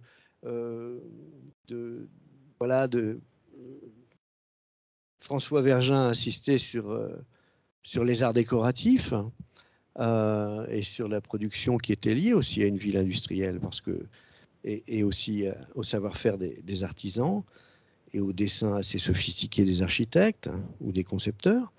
Mais ensuite, les choses continuent d'une autre manière, mais elles se poursuivent. Et est-ce que, par exemple, c'est une question qu'on peut poser qui est un peu peut-être délicate, en tout cas la réponse sera peut-être délicate, mais à quelqu'un qui s'occupe d'une ville d'arrêt d'histoire, où s'arrête-t-il dans la considération justement des choses qui existent dans sa ville et comment peut-on gérer, par exemple, la relation différente que peuvent avoir les habitants qui habitent un lieu et puis ceux qui considèrent qu'il est un héritage dont il faut tenir compte. Et le cas de l'Almagar est, de ce point de vue-là, assez significatif, puisqu'il y a à la fois une levée de bouclier de la part des architectes, et notamment des architectes qui ont conçu l'Almagar, qui sont en partie encore bien vivants, et puis aussi de la part des habitants qui habitent et qui ne comprennent pas pourquoi, dans les conditions actuelles dans lesquelles nous sommes, on peut détruire des logements qui ont très peu d'années et qui sont en grande partie en très bon état. Et puis à côté, une ville qui a fait manifestement, on l'a vu aussi, des efforts pour la mise en valeur de son patrimoine. Donc c'est une question quand même qui se pose à peu près partout actuellement, où la destruction pose d'autres problèmes que des problèmes patrimoniaux. Des problèmes liés simplement aux nécessités d'habiter quelque part. On sait qu'il y a quand même beaucoup de gens qui n'habitent nulle part. Et puis aussi par rapport aux injonctions environnementales globalement, puisqu'on sait que la destruction, au-delà de ces problèmes-là, elle pose un autre problème qui est le problème environnemental et qu'on a de plus en plus intérêt à ne pas détruire. Donc le cas de Roubaix est très intéressant pour cette question-là, mais le cas de Roubaix est le cas qui se passe sur tout le territoire en fait.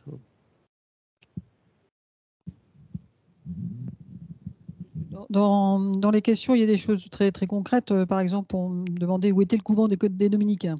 Donc, c'est à Lille. Hein, la période des modèles innovation, ça a été dit, mais on peut le redire, ce sont les années 70, à partir des années 70. Ces 3 campagnes de labellisation au modèle innovation, c'est 73, 74 et 75. Donc, pendant 3 ans, le plan construction, la direction de la construction va labelliser des modèles qui vont se construire jusqu'à la fin des années 70. Voilà, donc c'est pour ça que j'évoquais 78 pour faire la décennie avec ce qui avait anticipé dans les années 68. Mais donc voilà, c'est la période concernée, c'est 68-78. Et les modèles d'innovation, c'est 3 ans de fonctionnement du label qui est donné à des systèmes constructifs essentiellement. Un, deux. Oui, donc, les relations, poser la question des relations entre le. Un, deux, un, deux. Du non, je crois. Entre le service Ville d'Art et d'Histoire et l'Office de tourisme. On parle de relations entre patrimoine et projet urbain, mais on peut aussi poser cette question de relation entre patrimoine et tourisme. Et c'est pas ça que je dois faire, c'est mon papier que je dois garder. Eh bien oui, les plaquettes notamment sont visibles à l'Office de tourisme à Roubaix. On me pose la question du document de Cassel, s'il est téléchargeable. Il est téléchargeable, il est sur la plateforme du CAE.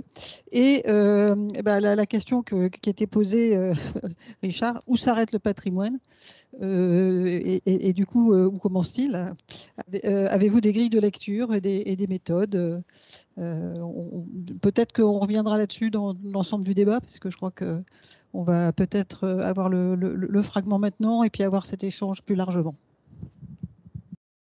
Merci Béatrice. Alors effectivement, on va enchaîner parce qu'on a vu avec Roubaix cet effet de palimpseste. On faisait visiter en début septembre Valenciennes. Valenciennes ajoute à Roubaix une couche supplémentaire qui est celle du 17e des villes bastionnées. Et donc on va, tu parlais Richard des éléments de lieux habités et d'autres dimensions que patrimoniales. Freddy, c'est tout trouvé pour que tu puisses nous parler effectivement là aussi de ta trajectoire avec celle des notamment je trouve plus mon petit papier, mais celle de l'expérience des villes fortifiées, septentrion de la ville forte à de la ville durable. Je te passe directement la parole, je reviendrai après dessus. Merci en tout cas pour votre invitation, puis l'occasion qui m'est donnée de reparler d'un dossier qui date de 2003. On va évacuer tout de suite le volet un petit peu administrativo-technique. On est sur les programmes de coopération territoriale européens. Je pense que vous les connaissez, ce qu'on appelle vulgairement les dossiers Interreg du transfrontalier, du transnational ou de l'interrégional. Et là, eh bien, on s'est, entre 2003 et 2007, mobilisé entre 23 partenaires, 19 villes fortifiées de ce que l'on a appelé le plat pays, ce territoire culturel, villes fortifiées possédant encore leur fortification ou ayant été fortifiées, eh bien, elles ont décidé de se mettre en réseau autour du projet Septentrion. Alors le nom, il n'est pas anodin pour ceux qui connaissent un peu ce type de patrimoine. Lorsque vous prenez un peu de hauteur, il forme étoilée. Et on s'était dit, ces villes étoilées forment une constellation à l'échelle de ce territoire. Et la constellation du Nord, c'est Septentrion. C'est l'intitulé qui a été inventé et non pas déposé par le CAUE. Peut-être qu'on aurait dû le faire à l'époque. C'est près de 16 millions d'euros qui ont été mobilisés avec une participation du FEDER, donc de l'Europe au niveau de 8 millions d'euros, avec véritablement une conviction au tout début des années 2000, c'est de se dire peut-être que la ville fortifiée du XVIIe siècle est peut-être un modèle inspirant, en tout cas un terrain d'application pour travailler la ville durable de demain. J'insiste parce que la question de la durabilité, au début des années 2000, on en parle très peu. Le vocabulaire qui est utilisé, on va parler d'agenda 21, on va parler d'éco-développement, alors que la durabilité, comme aujourd'hui la transition écologique, sont des mots qui font partie du vocabulaire du quotidien. Mais il y a 20 et des ans, on était plutôt à l'avant-garde pour évoquer ces grands principes. Alors un petit schéma très, très technique, comme on les aime aussi au CAUE, qui reprend à la fois les principes et puis les méthodes qui ont été mises en place. Alors, bien sûr, l'Europe, elle demande de la méthode, du contenu, de la transmission, de la plus-value transnationale, de l'évaluation. Mais en tout cas, le projet s'est organisé autour de 5 grandes actions, qui est d'abord le carnet de ville, qui est aussi un modèle et une spécificité aussi de l'ingénierie et de l'expertise du CAUE pour bien comprendre comment les villes s'inscrivaient dans leur territoire et dans leur évolution. Ça a été l'élément partagé. à l'échelle de l'ensemble du réseau, qui nous a permis d'avoir cette méthodologie commune et de faire des rapprochements ou de mesurer les différences qui existaient dans nos approches. Après, une phase importante qui a mobilisé beaucoup de crédits, celle des projets de ville. Alors, les projets se sont organisés essentiellement autour de trois grands champs. Celui de la restauration du patrimoine. Ah oui, comment on restaure ce type de patrimoine, en essayant aussi d'innover en termes de rationalisation, de matériaux modernes pour restaurer les kilomètres de murailles sur ce type de patrimoine. Les questions d'accessibilité aussi entre l'intra et l'extramuros pour la circulation des véhicules automobiles, mais aussi pour des liaisons douces. On abordait aussi ces questions-là à ce moment-là. Et puis une dimension nature, notamment autour de l'eau et la place du végétal dans la ville, qui était aussi une considération qui a été prise en compte. Troisième élément, le centre d'interprétation. Comment aujourd'hui cette connaissance acquise peut être partagée, certes auprès de l'habitant, qui est la première cible, mais aussi auprès des aménageurs et des décideurs. Comment on crée une culture, en tout cas une sensibilisation collective pour travailler au mieux l'héritage dont on doit faire le meilleur usage. Et puis, comme on était dans la période de l'île 2004, on a rajouté un volet, une dimension un peu festive, et on s'est dit, c'est partager dans la fête. Voilà, quel meilleur moyen, autour de l'émotion, de vivre ensemble un temps fort et en même temps de faire passer un certain nombre de messages. Alors, notre objectif, il n'était pas anodin. L'idée, c'était aussi d'aller sur une candidature à l'inscription UNESCO, une candidature transnationale à l'époque. On était sur un dossier de précandidature. Bon, vous savez ce qu'il en a été. C'est le dossier purement nationalo-vaubanien français qui a été retenu au niveau de l'année Vauban en 2007. Ceci dit, un certain nombre d'éléments ont été posés et ont permis aux villes de continuer à travailler dans leur réflexion. Peut-être slide suivante. Alors, on revient quelques minutes sur ce territoire. Vous voyez sur la première image en haut à gauche, on est sur un territoire plat, pas de relief, avec énormément de cours d'eau. Une particularité, c'est que ces cours d'eau coulent du sud vers le nord, alors que en dessous de l'Artois, c'est complètement l'inverse. On est sur un territoire de frontières politiques, bien entendu, peu de frontières naturelles, mais en tout cas frontières politiques, frontières culturelles aussi. La langue est un peu différente entre le latin et le germanique, frontières culturelles aussi, entre la réforme et les pays catholiques. Donc on est vraiment sur un espace qui se cherche. C'est un peu ce qu'on a essayé de montrer sur la photo, sur l'image de droite. Un territoire qui est un peu partagé, entre les grands espaces urbains de l'Europe du Nord-Ouest. Début des années 2000, on plaçait l'île au centre de l'europolygone des grandes cités européennes. Voilà, c'est un territoire qui se pose un certain nombre de questions sur son positionnement. Alors cette situation au carrefour de grands espaces géopolitiques et culturels font que ça a été aussi un enjeu sur le plan géostratégique important. Et quand on regarde la carte de la densité des villes fortifiées existantes sur ce territoire, on est sur certainement l'un des endroits, l'un des secteurs en tout cas, les plus denses en matière de patrimoine fortifié. Et lorsqu'on regarde la liste des fortifications inscrites ou protégées au titre des monuments historiques, c'est quasiment entre 20 à 25% du patrimoine protégé aujourd'hui sur ce territoire, qui est constitué par du patrimoine militaire. Avec des éléments relativement intéressants. Tout ce qui se situe plus au sud, c'est souvent du patrimoine avec des matériaux liés à la brique, alors que sur les pays néerlandophones, on est plutôt sur du patrimoine fortifié, mais qui est constitué essentiellement d'ouvrages non revêtus. C'est d'abord la technique de la terre, de la maîtrise de la terre, des terrassements, etc., qui fait la fortification. Mais ça s'explique aussi par l'absence de fondations et de sous-sol relativement stables. Et puis la dernière slide, pour moi, est relativement intéressante. Je disais, on est sur un territoire disputé. Les grands ensembles politiques du 17e, 16e, 17e, la France, l'Espagne, les Provinces-Unies, vont faire que de ce territoire le plus grand champ de bataille de l'Europe. Mais ce qui m'intéresse, moi, c'est de montrer que la force de la construction militaire du 17e, elle a gardé sa marque jusqu'au XXe siècle. Quand on regarde notre région Nord-Pas-de-Calais, la feu région Nord-Pas-de-Calais disparue, c'est la construction du précaré de Vauban du 17e qui détermine le périmètre administratif de la région administrative. Donc, vous voyez, 300 ans après, l'omniprésence de la dimension militaire et de la construction militaire. On est peut-être certainement sur les premiers grands schémas d'aménagement, mais avec une vocation de défense nationale, va imprimer une marque qui va continuer jusqu'au XXe siècle. Slide suivante.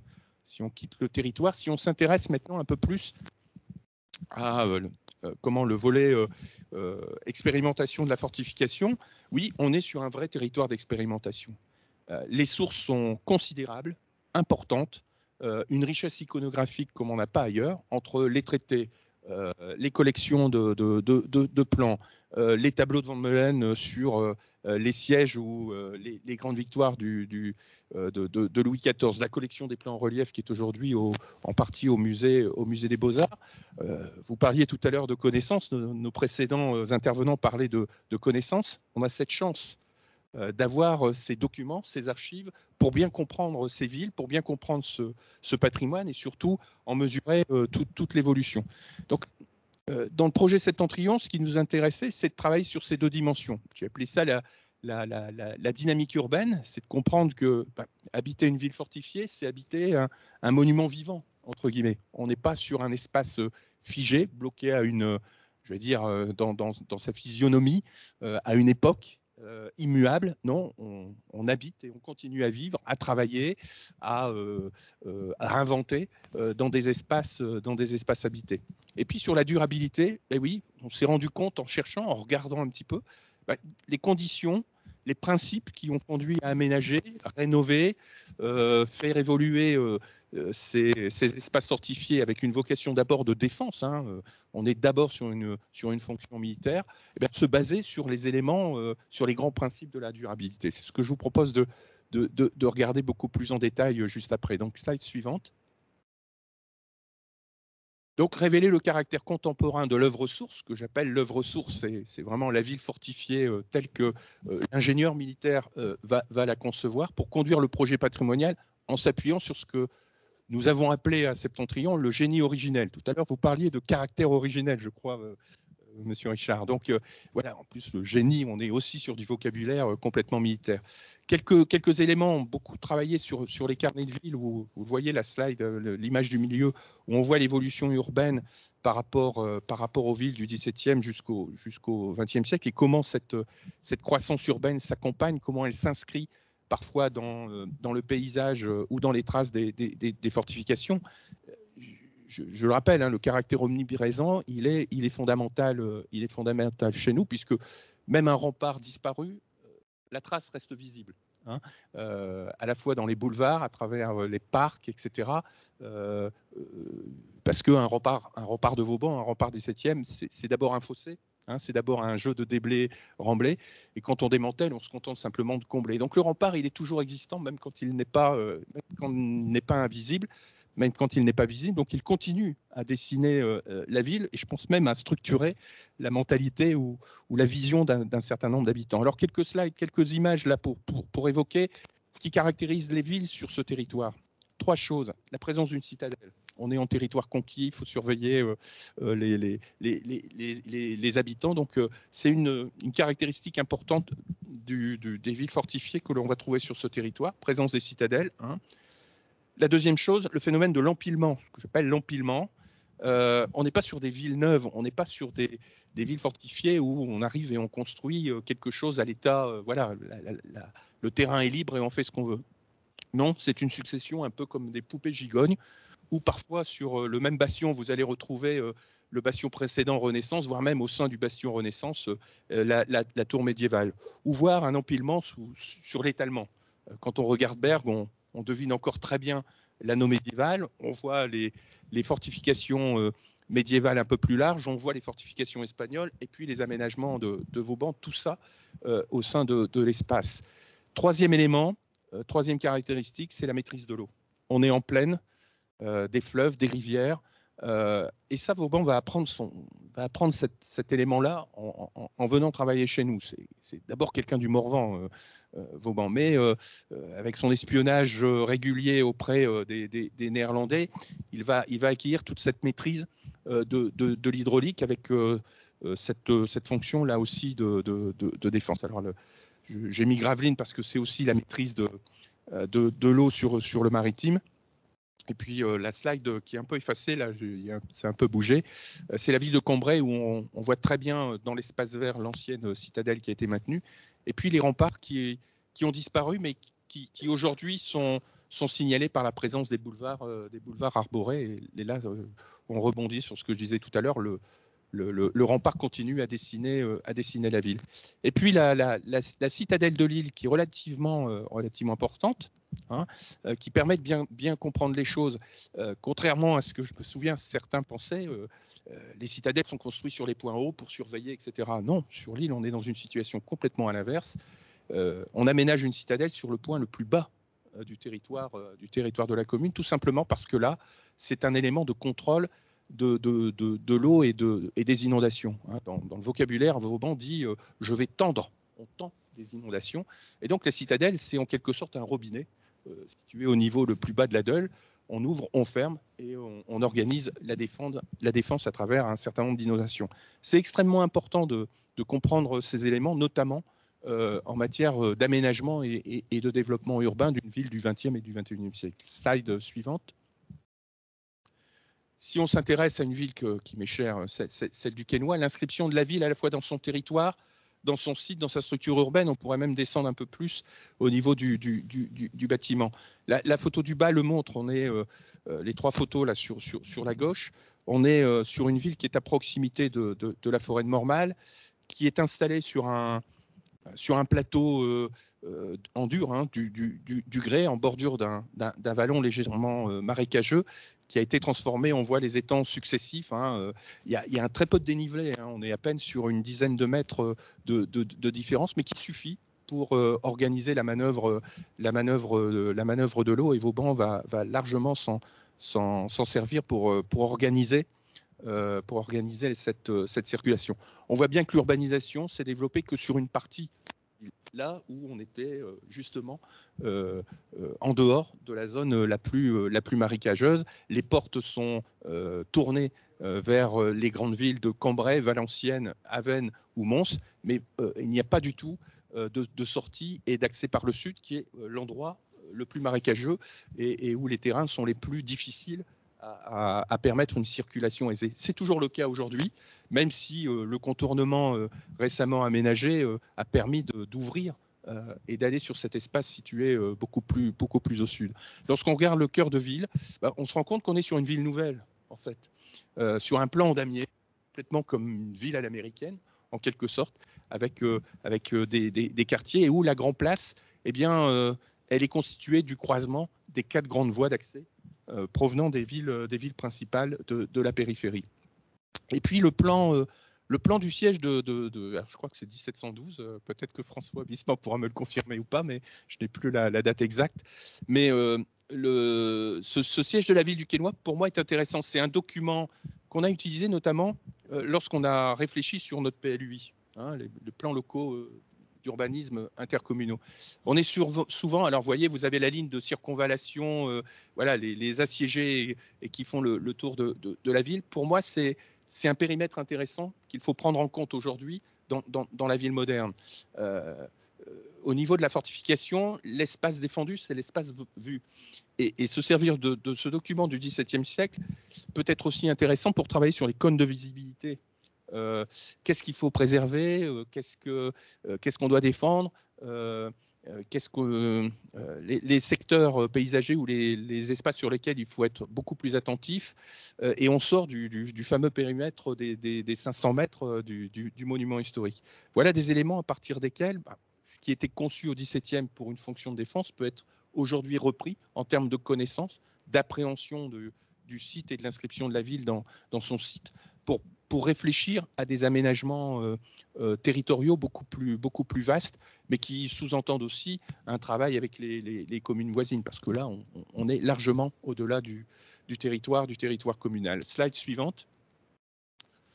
Pour reprendre les éléments sur la durabilité, la question du style, du sens et de la raison. Ben oui, dès le 19e siècle, au 20e siècle, on s'est appuyé sur des réalisations militaires du 17e, mais on retrouve toujours cette question de forme et fonction, mais avec des vocations différentes.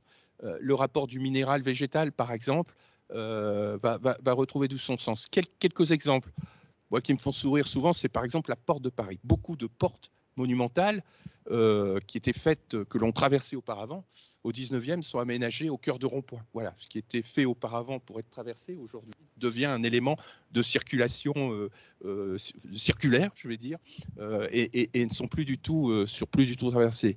Au 19e, le rempart disparaît, mais le linéaire reste parce qu'on transforme les éléments en boulevard. Le mot boulevard lui-même, c'est du vocabulaire militaire, hein, le Bollweg, hein, le rempart sur lequel on place les pièces d'artillerie.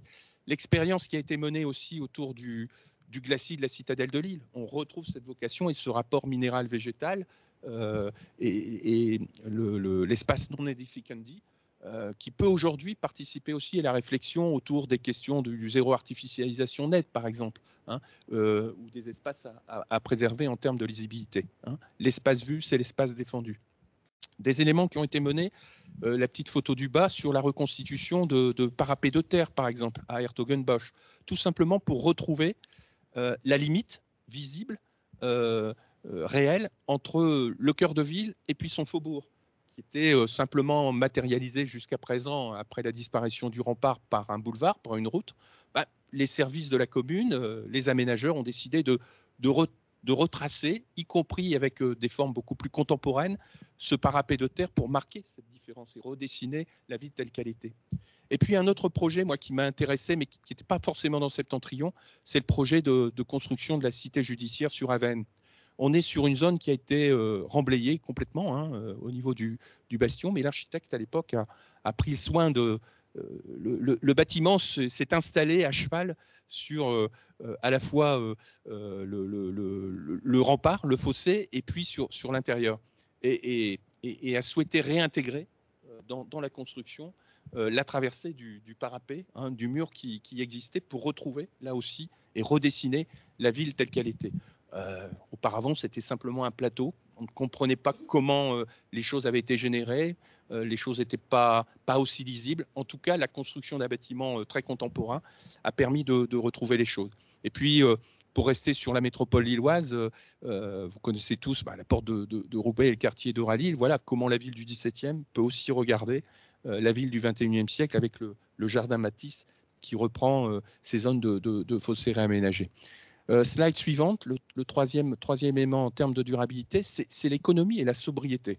Alors, au XVIIe, quand on lit ce qu'écrit Vauban, quand on lit ses lettres, il a le souci des deniers royaux, il a le souci des hommes, il a le souci de travailler dans la rationalité, de faire des économies de moyens. On peut tout à fait aujourd'hui également s'en inspirer en termes d'aménagement. J'irai même plus loin, c'est au-delà de la vocation militaire, et c'est ce qui doit justifier notre intervention, c'est de trouver des fonctions et des vocations que n'aurait pas imaginé Vauban, bien au-delà de la fonction et de la vocation militaire. On parle de patrimoine, qui dit patrimoine dit mémoire. Oui, on restaure les remparts de nos villes fortifiées parce qu'elles ont cette vocation et cette fonction de mémoire. Mais aujourd'hui, ce n'est pas suffisant. Quand on voit les kilomètres de murailles qui restent encore à rénover, ou de bâtiments militaires à l'intérieur, on se dit qu'il faut trouver d'autres justifications. Et les justifications, elles peuvent être d'ordre touristique, d'ordre de loisirs. On l'évoquait tout à l'heure par rapport à Roubaix. Ça a été le cas dans les années 80, 90, 100, mais 90 et 2000.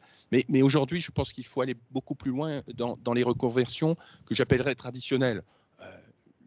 L'ancienne poudrière à Gravelines devient le musée du dessin de l'estampe originale. Un certain nombre de casernes aujourd'hui ont accueilli du logement, du service tertiaire, etc.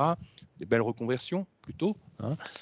On est bien là dans la sobriété et dans ce qu'on a pu construire au XVIIe, qui a été construit dans une volonté de pérennité. 300 ans après, on sait encore les utiliser et en faire autre chose.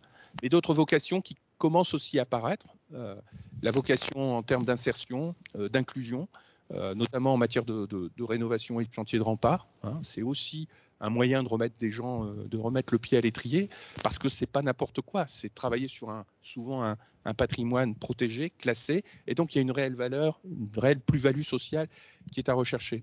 Ou des éléments un peu plus écologiques, l'expérience du Quesnoy autour de l'utilisation des bassins et des fossés pour faire du lagunage, tout simplement du lagunage naturel pour traiter l'épuration des eaux, ou d'autres éléments qui aujourd'hui sont plutôt d'actualité. Je pense notamment avec les périodes liées à la crise, l'après-crise Covid, sur les questions de production, les questions de jardinage qui existaient au 19e siècle. Hein. Le petit potager, on mettait quelques lapins, voire même des vergers.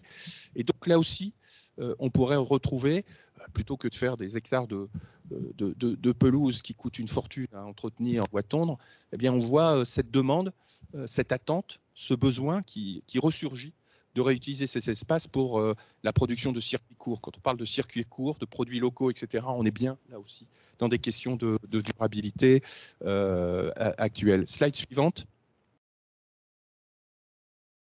Voilà, pour terminer sur ce qui a été fait, c'est le partage dans la fête. Oui, comment aujourd'hui on fait en sorte que l'habitant se réapproprie les lieux, réinvestisse les lieux, soutiennent aussi la décision d'un certain nombre d'élus politiques, parce que c'est un budget relativement important de s'engager sur ces éléments.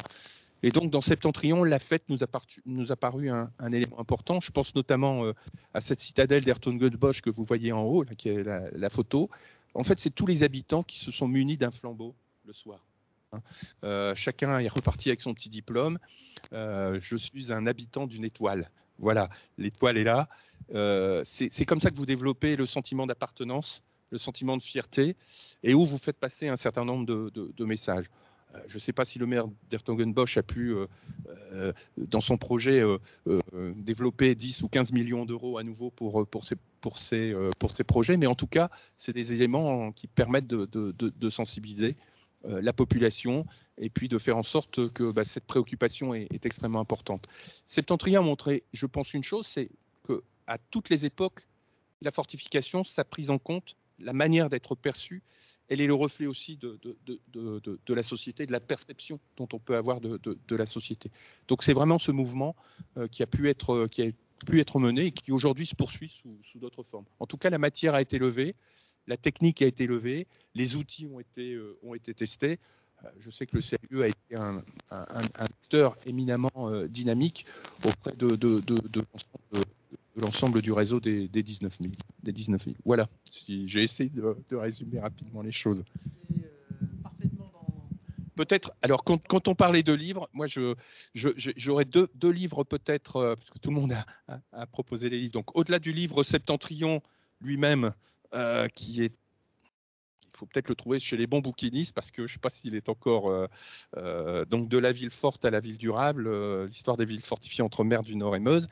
Je vous conseille deux livres aussi qui évoquent ces éléments. C'est Le style de l'intelligence de Philippe Prost, qui est notamment l'auteur de l'Anneau de la mémoire, hein, qui parle beaucoup de ces questions de durabilité, de génie originel pour révéler le génie des lieux, et qui a vraiment un regard sur l'apprentissage que lui a donné son regard sur les fortifications de Vauban dans ses œuvres contemporaines.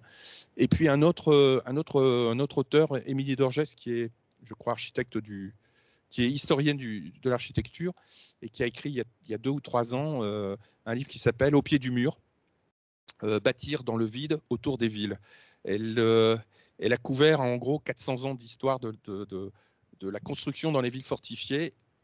On n'aborde pas, on ne se projette pas sur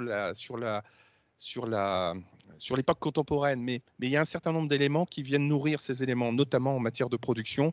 Elle explique bien que jusqu'au 19e siècle, on est sur des espaces à fort enjeu, mais surtout à forte tension sociale entre l'habitant et le militaire.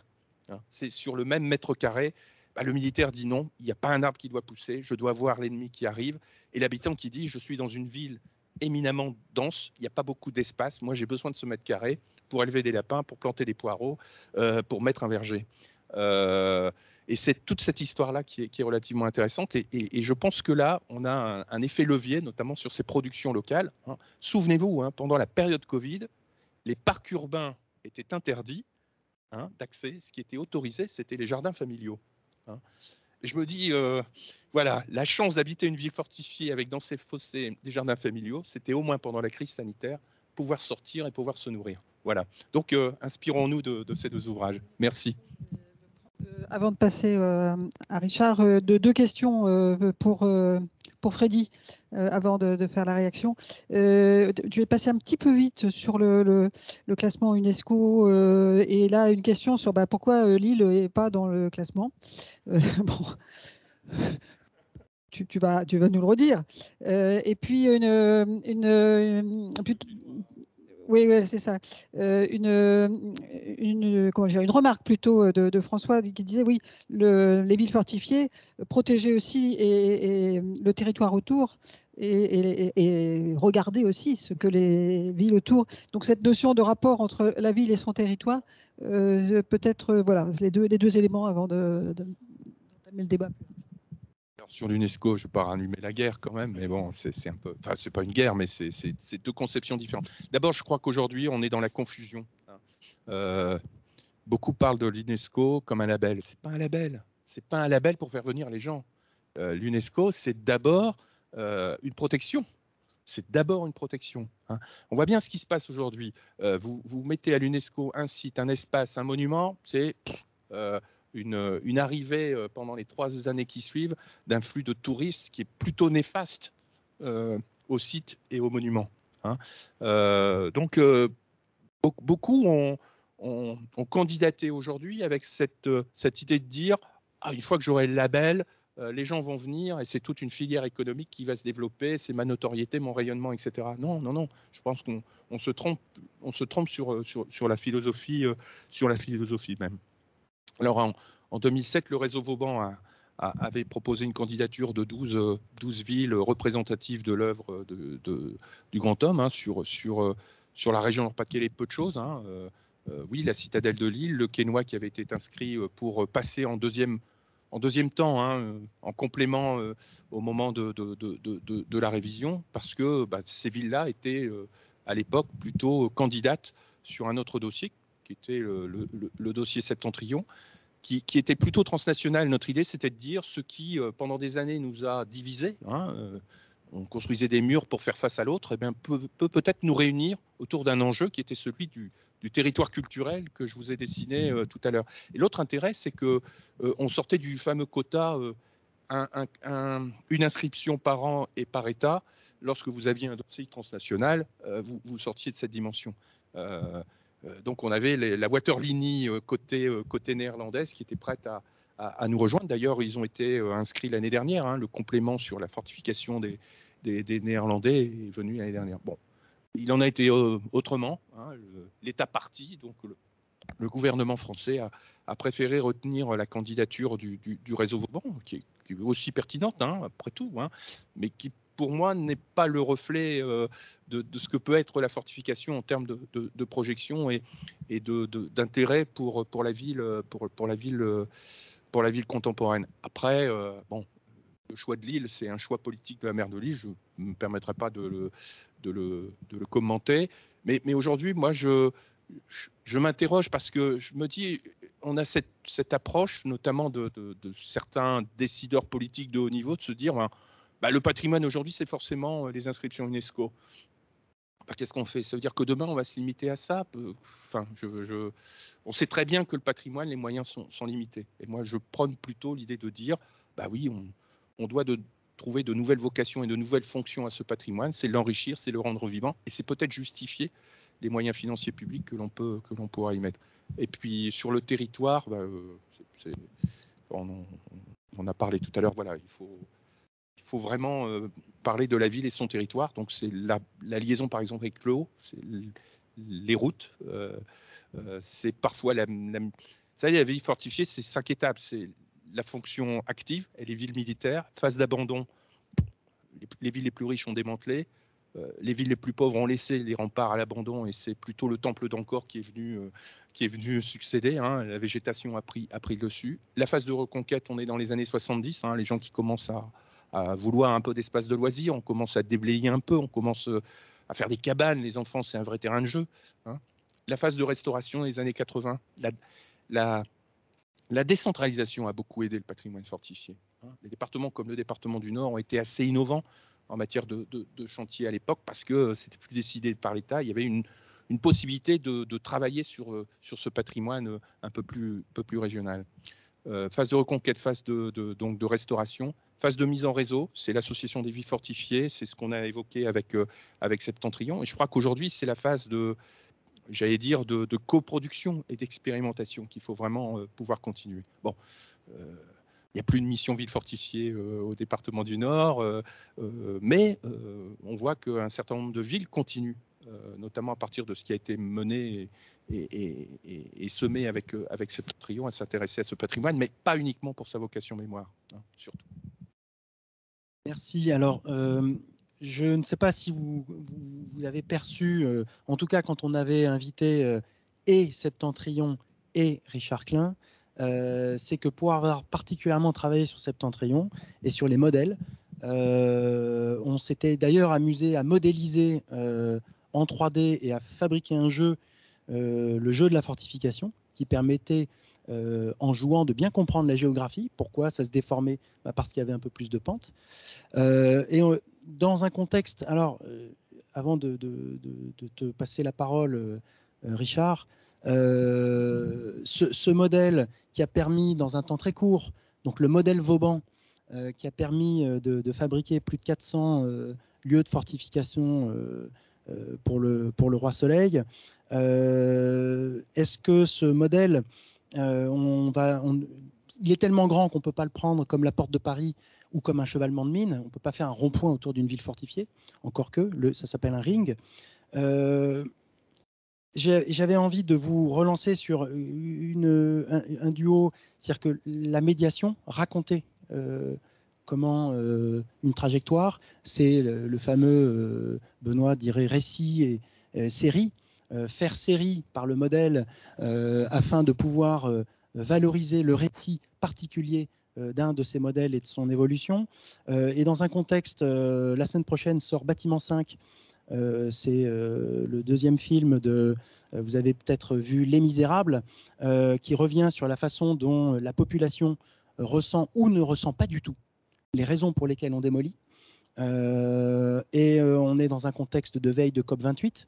Donc ces deux éléments de l'appropriation par les habitants et de cette forme d'urgence climatique, comment on se dote des outils pour agir, comment on se donne le temps de comprendre, et comment les modèles sont pour nous des véhicules peut-être de médiation et de compréhension de cet organisme vivant qu'est le projet dans un écosystème qu'est le patrimoine, je ne sais pas, ou l'inverse. Ouh là là. Je ne sais pas si vraiment je vais trouver quoi répondre à ça, mais je vais revenir sur l'UNESCO sur un point quand même important, c'est que oui, merci. C'est que Docomomo donc a été impliqué dans un cas de protection au titre de l'UNESCO qui est le Havre. Et le Havre, à mon avis, est très révélateur justement du contraste qu'il peut y avoir entre ce qui était le point de départ et le point d'arrivée. C'est-à-dire que le Havre avait collé au Havre une réputation, notamment plastique, esthétique, et le fait d'avoir effectivement monté un dossier de protection grâce notamment à quelqu'un qui avait passé toute sa vie pratiquement à travailler sur l'œuvre d'Auguste et Gustave Perret, qui est Joseph Abraham, qui a contribué énormément à monter le dossier, à faire comprendre la ville et surtout, ce qui est très important dans ce cas-là, à ce que la ville, le maire à l'époque était Ruffnac, hein, et donc à ce que la ville finalement fasse de cette protection un projet urbain, c'est-à-dire qu'en fait, à partir de ça, elle a développé non seulement une mise en valeur des choses qui étaient liées à la protection, mais aussi un développement urbain où la ville du Havre existante n'était plus prise comme antithèse de ce qu'on allait faire, mais plutôt comme une base sur laquelle il fallait travailler.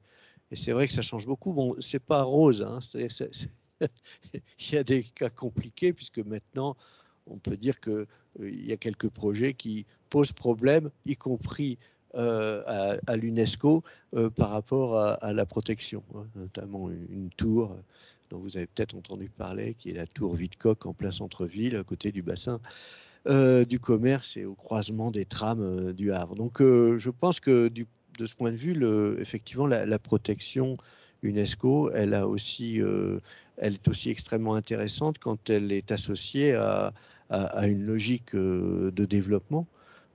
Et justement, elle peut être associée à une logique de développement si elle est prise pour ce qu'elle est réellement. C'est-à-dire que voilà, une attention énorme à ce qui existe est liée à une mise en valeur et un développement dans des conditions qui sont définies par des règlements et qui sont, c'est vrai, sous une surveillance qui est au-delà du cadre national, du cadre local bien sûr, du cadre régional et du cadre national. Parce que quand un groupe d'experts de l'UNESCO débarque par rapport à une situation problématique, il ne se situe pas du tout il se situe dans le cadre de la protection UNESCO. Donc bon, ça donne un peu de hauteur et c'est peut-être aussi pour ça que quelquefois ça fait un peu peur à des édiles qui se sentent sans doute vraisemblablement dépossédés de certaines de leurs prérogatives s'ils la prennent du point de vue défensif. Ça, c'est la première chose. Je ne sais pas si ça répond, parce que évidemment, je ne réponds pas tout à fait à ce que tu disais, mais l'autre chose qui est plus liée à ce que tu disais, Vincent, c'est qu'il me semble que toute proportion gardée, parce que je ne vais pas aller jusqu'à comparer les modèles innovation avec les remparts, mais quand même, ce que montre le côté territorial, en fait, à un niveau tout à fait différent, mais on retrouve des choses extrêmement intéressantes qui expliquent comment les choses se sont situées sur un territoire. Nous, on a pris les Hauts-de-France pour des raisons en fait, qui sont spécifiques au modèle innovation. C'est parce que, comme les Hauts-de-France, et plus particulièrement, il faut le dire, le Nord-Pas-de-Calais que les autres départements, un peu la Somme, mais surtout le Nord-Pas-de-Calais, il se trouve que comme il s'agit de deux départements qui ont énormément développé la construction de logements sociaux, ben, logiquement, on trouvait à ce moment-là l'adoption des modèles en grande quantité. Et du coup, leur répartition sur les territoires avait une certaine logique. Et même avec des logiques à l'intérieur des départements en question, puisque on a compris qu'un des modèles, qui était sans doute le plus... J'ai parlé de trivial tout à l'heure, on pourrait être même plus méchant, le plus trivial, qui était le modèle Sika Sigma, qui est en fait issu d'un modèle de construction navale qui s'appelle le Combox et qui consiste à faire des éléments préfabriqués avec lesquels on fait des boîtes qu'on empile les unes sur les autres. Alors dit comme ça, évidemment, ça a l'air terrifiant. En fait, ça ne l'est pas du tout parce qu'il y a des architectes qui arrivent à faire des choses avec ça. Jean-Pierre Wattel a travaillé avec ce système constructif, par exemple, il en a fait des choses intéressantes. Eh bien, en réalité, on a compris que deux usines qui étaient issues de la reconversion des houillères du Pas-de-Calais, du Nord et du Pas-de-Calais, avaient utilisé ce système dans un processus de reconversion et que donc tout le bassin minier avait adopté les Sika Sigma en quantité, donc pour des raisons qui ont trait à des logiques aussi de territoire et de logique. Donc on retrouvait... Comment ? Oui, d'une certaine manière, en tout cas, là, il y avait des logiques aussi pragmatiques et économiques. Ou encore, pourquoi, par exemple, Calais avait... il y a des villes connues dans des procédures, par exemple la première ZAC, ça a été à Bruay, à l'époque Bruay-en-Artois, parce que la municipalité de Bruay-en-Artois avait l'habitude d'adopter, dès qu'il y avait une procédure qui apportait un financement, etc. Donc première ZAC, ça devait être Bruay-en-Artois, et ils ont adopté comme ça des tas de choses. Et Calais, Calais Nord, par exemple, il y avait toute la collection des modèles d'innovation parce qu'ils avaient effectivement une politique de construction de logement social assez effrénée. Et donc, du coup, on a une collection de choses là qui... Voilà. Donc, il y a une logique quand même, effectivement, au-delà des objets qu'on étudie, une logique territoriale qui dépend d'autres contingences, quelquefois. Et donc, en entendant évoquer les logiques qui président à la ville fortifiée, aux questions d'hydrographie, on retrouve à un autre niveau des logiques entre des objets vénérables et puis un territoire. Donc Voilà, toute proportion gardée parce que je n'irai pas. Mais j'ai compris quand même que nous aurions intérêt à penser à faire que les habitants des modèles innovation se munissent de bougies et fassent peut-être à leur balcon pour aller jusqu'à faire une fête des modèles d'innovation. Je ne sais pas si on arrivera à ce stade de reconnaissance populaire. Enfin, ce serait pas mal, peut-être pour que les bailleurs les ménagent un peu des choses habituelles. Voilà.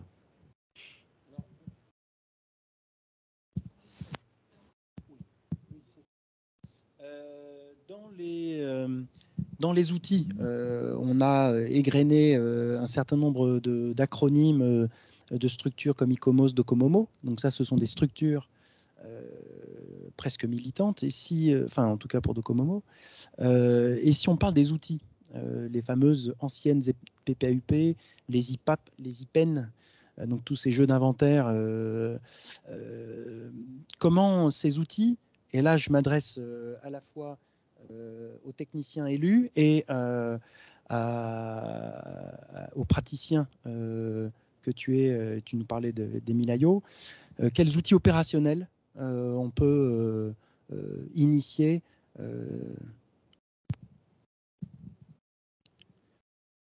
La connaissance, quand elle passe du côté justement de ces outils-là, elle devient presque fatalement un outil d'intervention et elle signale l'attention qu'il faut porter à certaines choses à des stades différents. Le label ACR, par exemple, ne correspond à aucune protection au sens juridique du terme, mais il impose dans le cas de travaux, de demander au moins l'avis de la commission qui a labellisé l'édifice.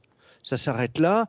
C'est un outil d'ailleurs un peu, comment dire, un peu paradoxal parce que quelquefois on pense que quand on labellise, on désigne aussi comme ce n'est pas une protection effective du point de vue administratif, on désigne peut-être aussi des édifices sur lesquels on peut toucher facilement, plus facilement.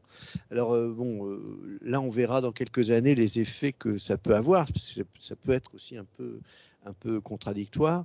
Après il y a des différents stades de protection.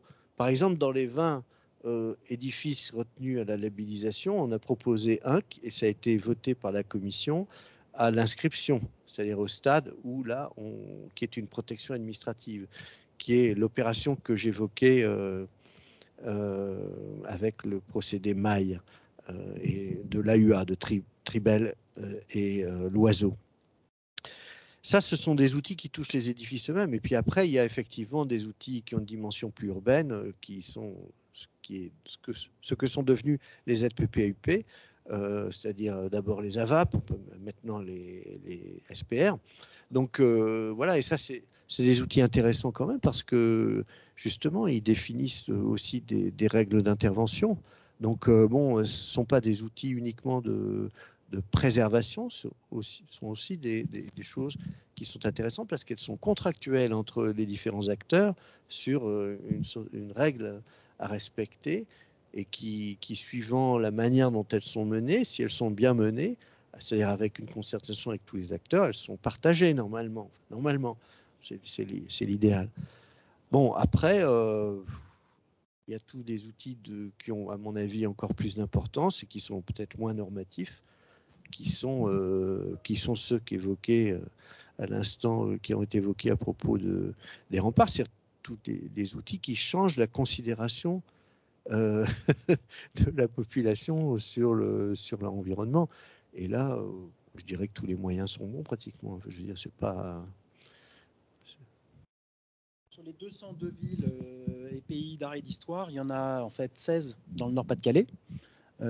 Enfin, dans le Nord, pardon, 16. Non, dans les Hauts-de-France, pardon, 16 dans les Hauts-de-France et 4 villes uniquement dans le Nord. Lille, Roubaix, Tourcoing et Cambrai. Dans cette démarche, on a évoqué les notions de centre d'interprétation pour la médiation.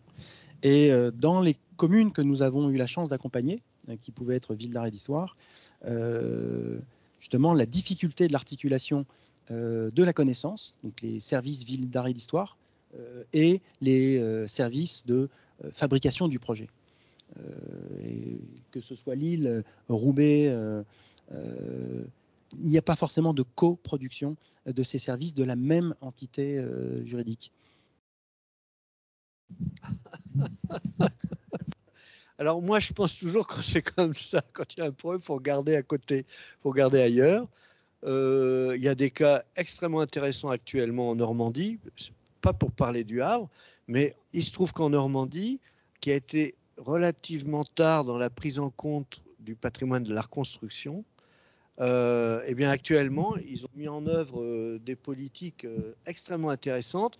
Non seulement les villes qui ont prêté, je pense à des villes comme Coutances, comme Vire, ce sont des agglomérations de petite taille, ce ne sont pas des grosses agglomérations. Tout ça a été mis en musique avec les départements et la région qui décernent un label qui n'a rien à voir avec le label décerné par le ministère de la Culture.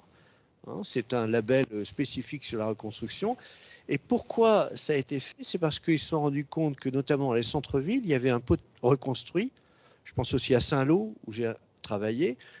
Et il y a eu une prise de conscience des élus, notamment, que ça représentait un potentiel extrêmement important existant, souvent pas assez occupé, et qui pouvait résoudre des tas de problèmes de mobilité, de déplacement, d'habitation. Et du coup, voilà, il y a toutes les institutions qui se sont mis un peu ensemble pour essayer de développer, au travers de la valorisation, des réaffectations, des aménagements, des améliorations. Et ça, c'est un cas extrêmement intéressant. Et quand on pense au Nord-Pas-de-Calais et à la Somme, et par rapport à la question de la reconstruction, alors que le Nord et le Pas-de-Calais, surtout le Nord, a été vraiment en avance sur la prise en compte de ces questions, quand on pense à ce que faisait il y a 20 ans ou 25 ans Dunkerque, par exemple, qui mettait en avant cette question-là, qui n'est plus du tout en avant maintenant à Dunkerque, mais ils sont en train de faire, avec les problématiques actuelles, des gros efforts et qui vont porter leurs fruits sur des questions contemporaines à partir de la valorisation d'un patrimoine spécifique, en l'occurrence qui est celui de la reconstruction. Alors ça vaut la peine de regarder puisqu'on est une région particulièrement reconstruite et en plus les deux guerres et les trois même si on veut. Voilà. Merci Richard. Voilà, on arrive au terme de ces 2 heures enregistrées. Comme on l'a dit, on continuera un peu de débat avec vous ici sur place. Et puis, je vous annonce qu'il y aura évidemment une conversation 11 sur l'atelier autour des paysages. Et on va parler d'eau la prochaine fois. Vous pouvez retrouver l'ensemble des documents qui ont été montrés sur notre plateforme, classés par atelier. Et puis, si je passe la fin du diaporama, la slide suivante, eh bien, voilà, vous retrouverez refonder les villes et les bourgs, fédérer les acteurs, réenchanter l'habitat et les lieux de vie, construire les paysages de demain. Ce sont nos 4 ateliers. Je pense que c'est la fin du diaporama. Voilà, merci à tous, merci aux intervenants, merci au public, merci à ceux en visio. J'ai presque envie de dire merci à nos locaux, tellement on est bien là. Très bien, donc merci à vous tous donc, et puis à l'équipe du CAE évidemment.